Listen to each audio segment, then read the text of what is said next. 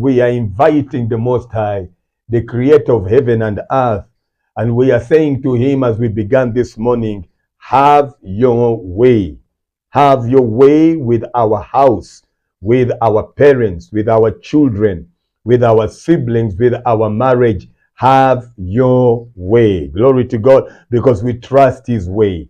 We trust what he intends to do.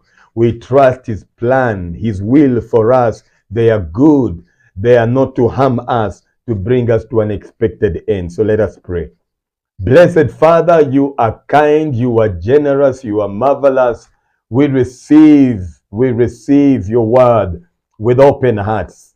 We know that you are speaking life to us.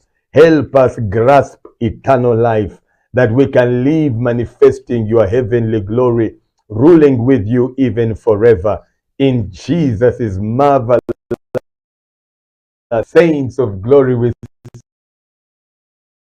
say, glory.